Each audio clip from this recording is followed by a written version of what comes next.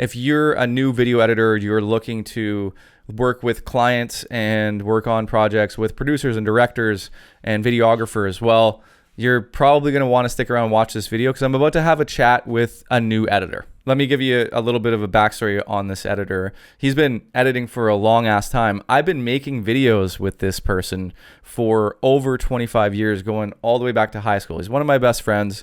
He's been one of my best friends since we were 12. He's a really smart editor. He understands story. He understands film so well, but he doesn't have a lot of experience in working on client projects. He's done some little side projects of his own, but not client work. So I thought I'd hit record on the camera before this phone call. I'll just put him on speakerphone and we'll have a chat about this video. So I'll give you a little brief on the video so you understand what we're talking about. So this is a 20-second video. It's going to be edited in both vertical and widescreen. It is, for ease sake, let's call it a farmer's market. It's a little bit more than a farmer's market, but let's call it a farmer's market promo. I'm asking the editor to find some music from the library that I'm providing him that works for the edit. And one of the notes from the client in terms of style and feel was fun, mid-paced, inspiring. So I've sent the editor a whole email with this whole brief so he knows what he should expect with the edit as well. So I think that's enough of a backstory. So let's jump on this call and see if you guys can take anything away from this. Ahoy, hoy. Is this the editor? The editor, that's me, the editor. Can I speak with the editor, please? That's what they call me. Just so you're aware, this call is being recorded for quality and training purposes. Is that okay with you? So far, I'm very unhappy with the quality, but yes. Okay. I'm actually, I am for real recording something right now. Just so you're aware. All right.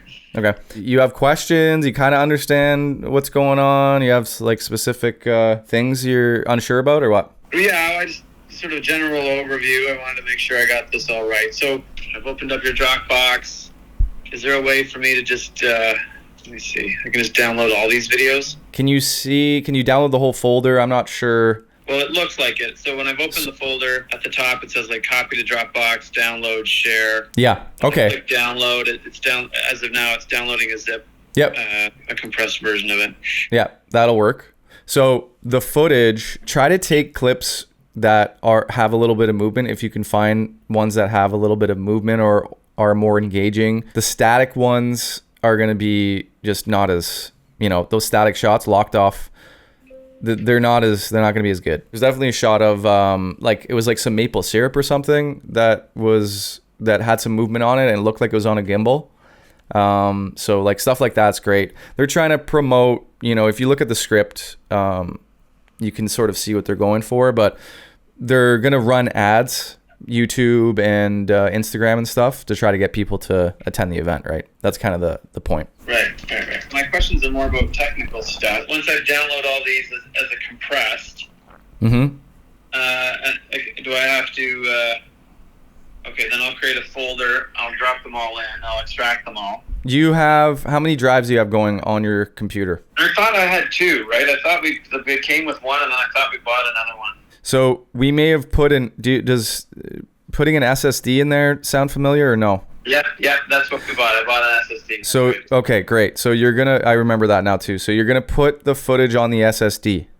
That's going to be, usually you're probably going to want, a lot of editors will use an external drive that they'll use for like the media cache and stuff like that.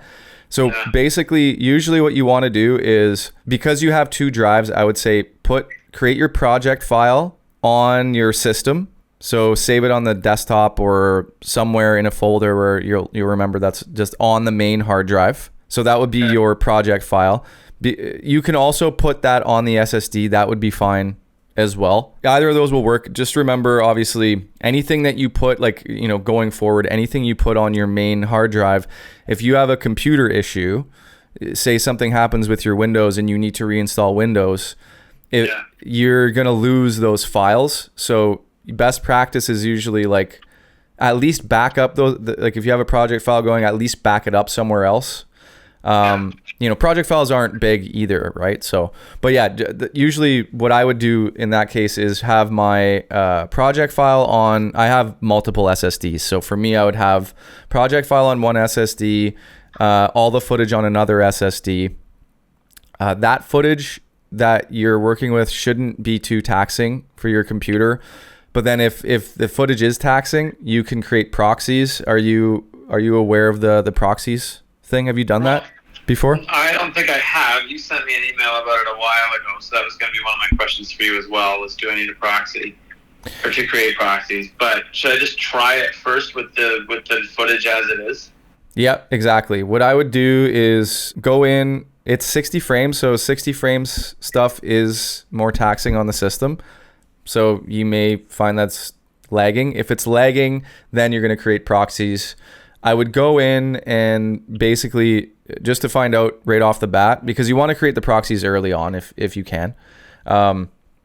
Go in, drag a few clips onto the timeline, change the speed to 40%, and then see if it's playing back smoothly. If it's playing back smoothly, you're probably going to be okay. The more you start to add to the project, the slower it's going to get, right? So you want to make sure if it's sort of lagging right off the bat, you're not going to be liking it once you're into the project.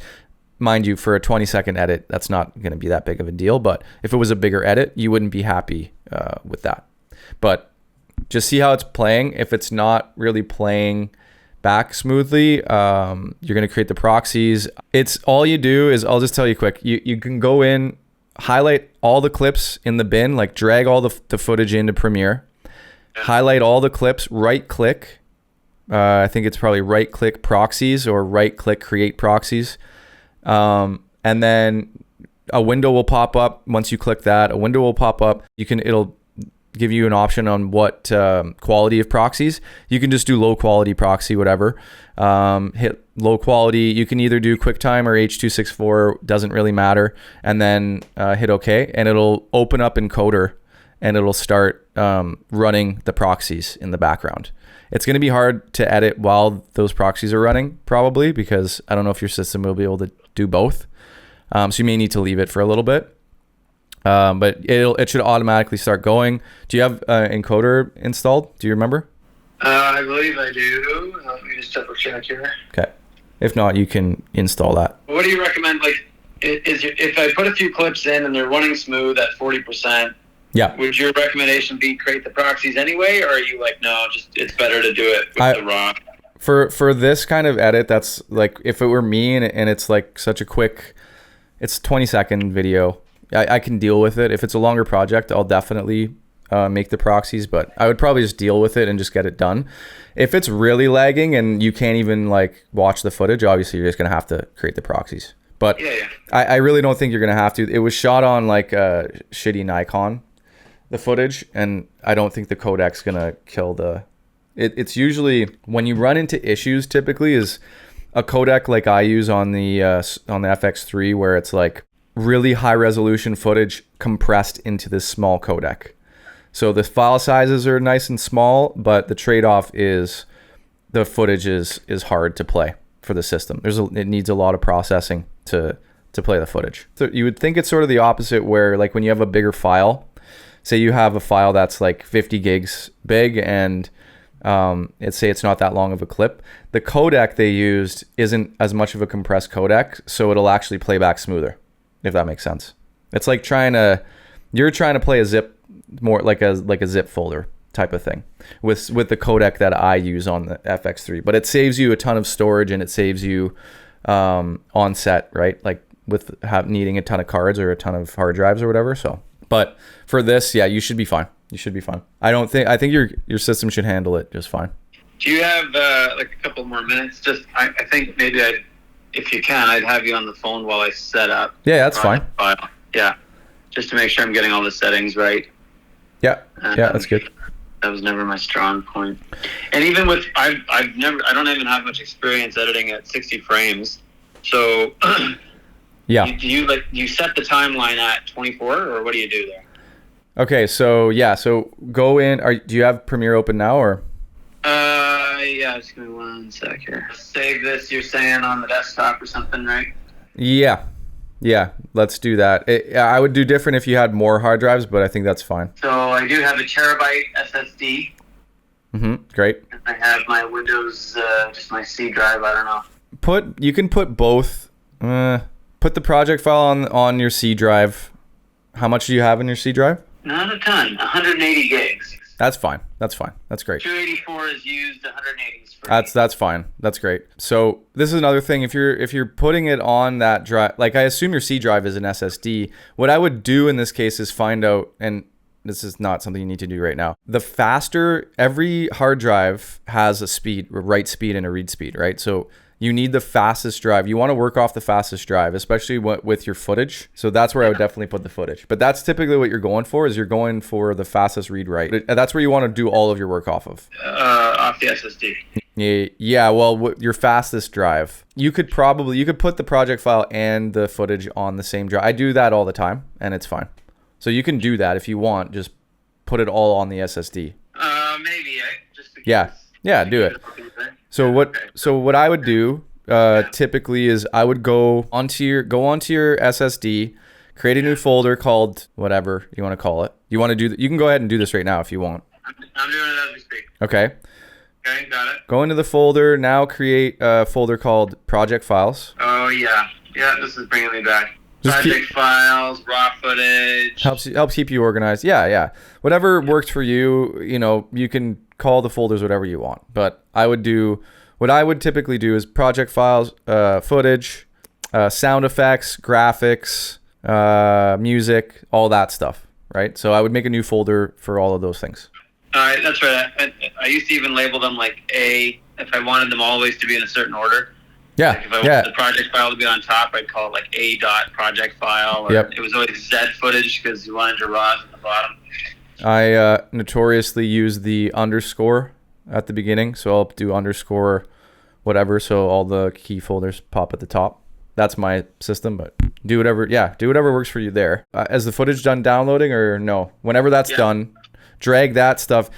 This from editing stuff that you've done. Make sure that you want to put your footage in the proper spot before you even start, before you import it. Because if you import it from the downloads folder now, and then at some point you move that folder from the downloads folder into the other folder that you created, now you have to reconnect all the footage and it's a mess, right? So get everything, do all of this work. It's worth it to do all this work ahead of time and get everything set up. Like say you're going to hand a project off mid-project or something to whatever, a videographer or something. This is the kind of file structure they would want to see, right? So it's going to look good on you too, to have this stuff all organized.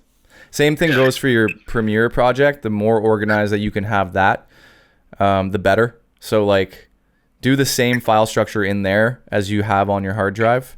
Doesn't have to be identical, but something similar so that, make a music folder, make a sound effects folder, all that stuff, or a bin, whatever. So, okay, going back to setting up the project, scratch discs and stuff. Yeah, do all of that. I usually throw that in my project files folder. Yeah, so same as project. That's what it defaults to. Okay, any other settings I should use? Render? Just the sequence settings. There's like scratch disk ingest settings. Oh, okay. No, you're good. You're good. That should be fine from there. You can hit OK from there. And then it's open. Like that's okay. Perfect. Project files open. New bin. Okay. So, so even at this stage with the footage. Yep.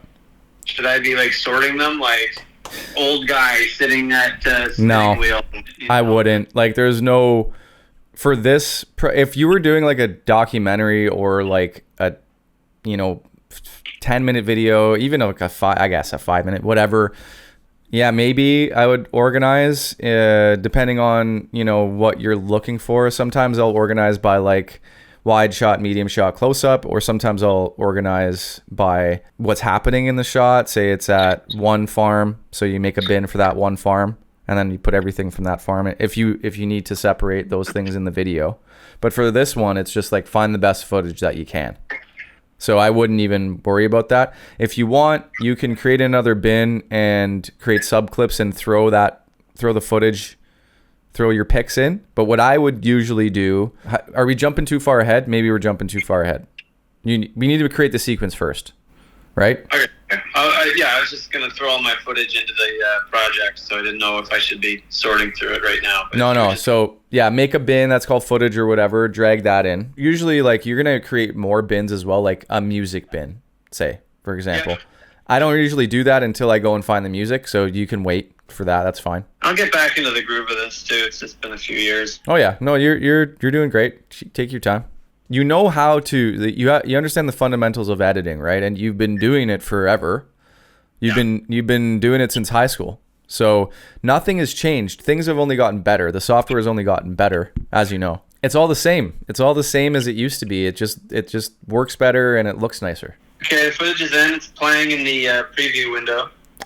Okay, so if it's playing well there, then you're in good shape. So let's just do this. Let's do what we said, and let's do the test, the timeline test. So let's create a new sequence. Do you know how to do that? You can either go File, New, Sequence, or you can go in your little window where all the footage is.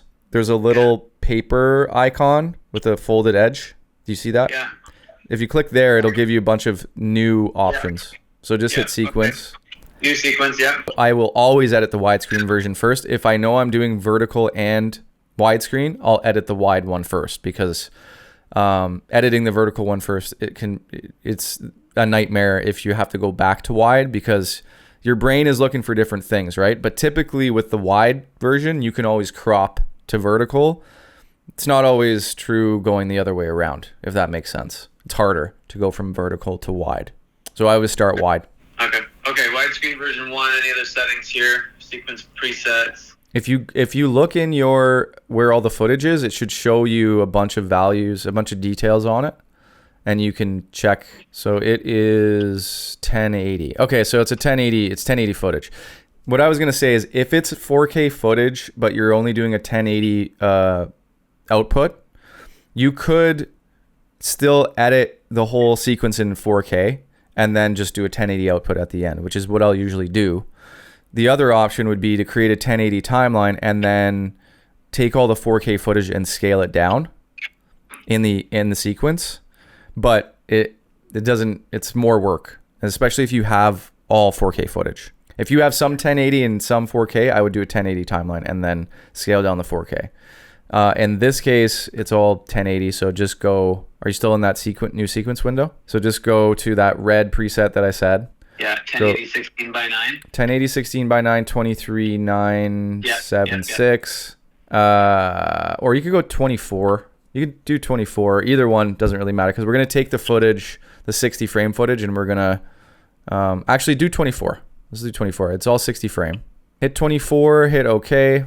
And then let me just check. Hold on. Let me BT709.709. That under color space, that's what we want to see. You always want to be working in Rec 709 color space. Just keep that in mind. You're going to see that pop up. The more you do of this stuff, you're going to hear that term a lot. You need to be working in Rec 709, because you're going to get footage. This footage has a baked in color, but you're going to get footage that's flat. That's shot flat, that's shot with a S-Log or a color profile, C-Log or something like that, whatever. And then you're going to have to color it. And when you drag that footage in, you just have to make sure that you're working on a Rec 709 timeline. You're fine for now. So you have your new sequence. You got it named. You can, did it open? Is the timeline showing now, or? Yep. Okay, so now just grab a few test shots, whatever. I'm going to drag some of these in as well, just so I can see what you're working with. So you can highlight like 10 clips or however many clips. If you take those and drag them into the timeline, they'll just come in sequence. You'll get a window that pops up that says clip mismatch warning. Clip doesn't match sequence settings, and then it'll give you the option to change the sequence settings, and they'll match the frame rate. So it'll change it to a 60 frame timeline. Or you can hit keep existing settings. Let's hit keep existing settings. So now you're in here, and now what you could do is you can highlight all the clips that you dragged in, hit Control R, that'll bring up the speed window, or you can right click and hit speed/duration. Either one does that. They both do the same thing. You'll see the speed window. Yeah, right? Going to take it down to 40. Yeah, take it down to 40, but so 40 is going to give you the smooth buttery stuff, right? So what you want to select though is the ripple edit option. Do you see that on the speed window? Yeah. So if you don't have that checked, it'll change the speed of your clips, but it'll keep the same length of clip that you have in the timeline. Yeah. If you hit the ripple edit, it'll stretch out all of those clips. So now you'll see the full clip at 40%. So now it should be is it playing smoothly? Now this is our test to see. So like click in some areas, hit, you know how to do the stress test. Just hit start and stop a bunch and see if it's going. Mine's playing fine so far. Yeah, I mean, it looks weird because it's in slow motion, but it's not like lagging. So you're getting like a smooth slow-mo look? I think so. Let me turn the sound off because the sound is throwing me. Is it stuttering or what's it? Is it looking smooth? It should look smooth. It looks smooth. Okay, so that's like the footage itself. Like it shouldn't look, because if he shot it, he could shoot it at 60 frames, but he could have had the wrong shutter speed. So it may, if it's looking stuttery, don't use those clips. You know what I mean? Okay, maybe some of them. This old guy looks a little stuttery here. Let me try another clip. Is there have you found like a beauty clip, like a clip that? Yeah, go to, I have one in here. 8770. It's a bunch of sheep and they should be walking nice and smoothly.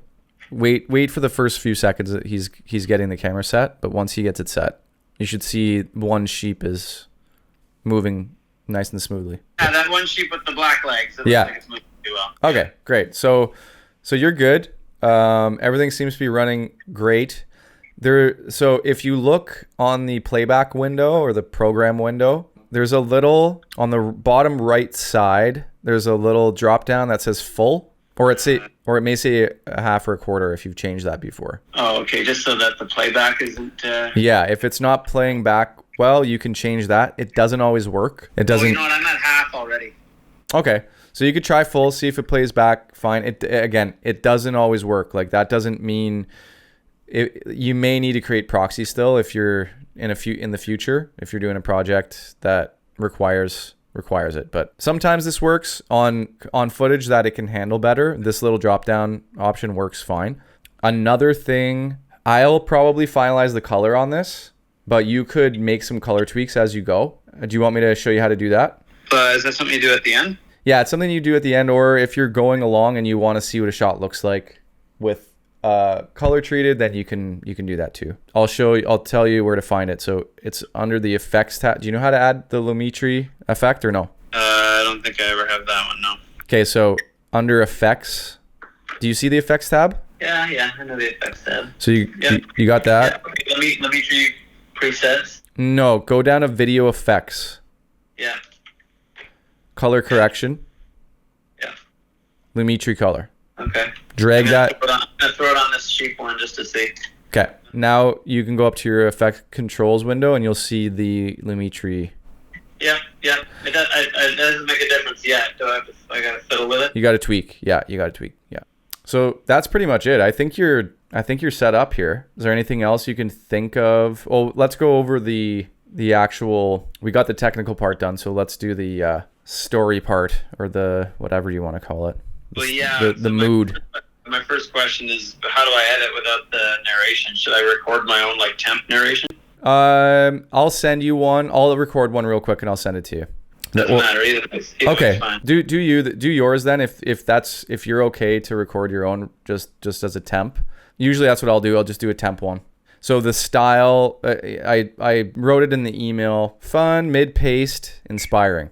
So mid-paced is good because that's how we know we can get away with the 60 frame footage, the slow-mo footage. And the slow-mo footage for something like this, it's going to give it a little bit of higher perceived production value. It just gives it a little bit of extra something. So that's why I'm just going to lean into the slow-mo. It's got a slow pace to it, so it kind of makes sense. And then you're gonna have to go in. I sent you the login for Envato, so you're just gonna go in and just find some music that you think works. If you want to send me the tracks to get my opinion on them, that's totally fine. I can review them and say, yeah, I think this one works, or this one works. Otherwise, I think that's pretty much it. Simple, right? You just pictured footage, voiceover, music, yeah. no on-screen graphics throughout or anything.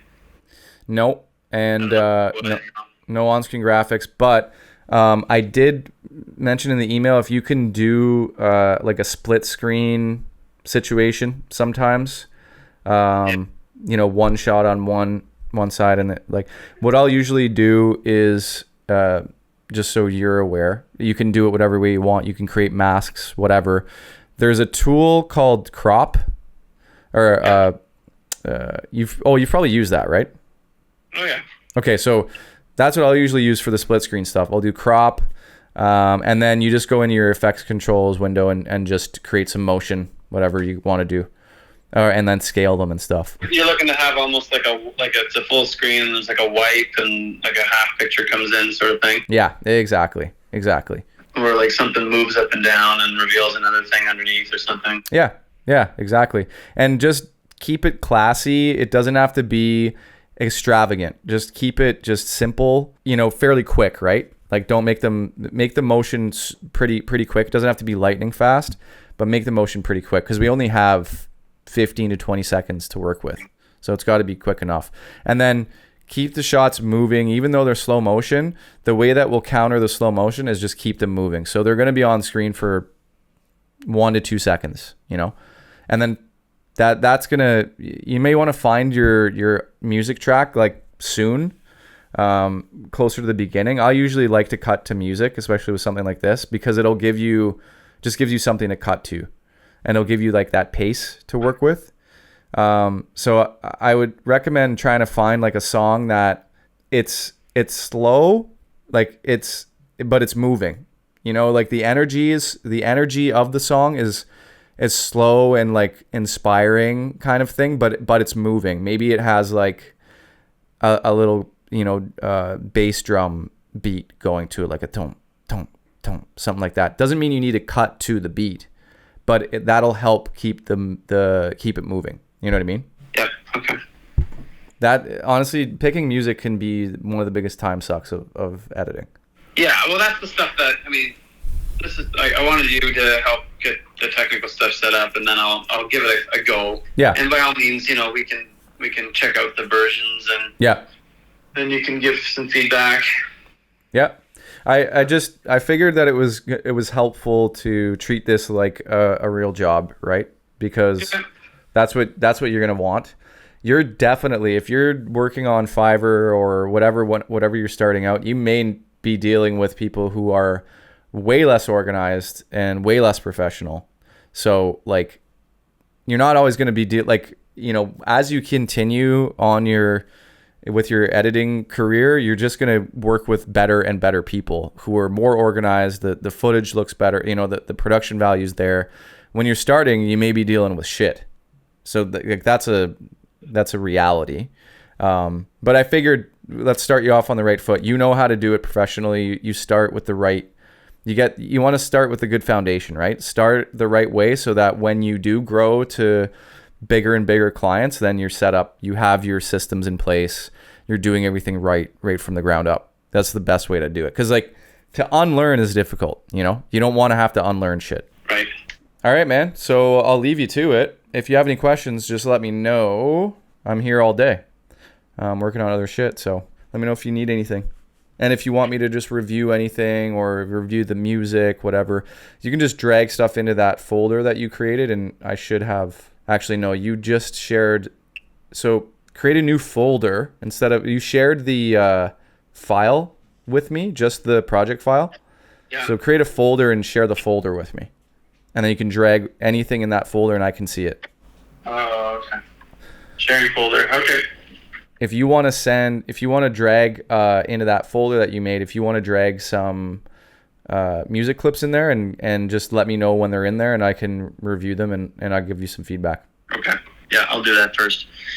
All right, sweet. All right, man. I'll chat with you soon. Good luck. Okay. I'll let you know how it goes. Sounds good.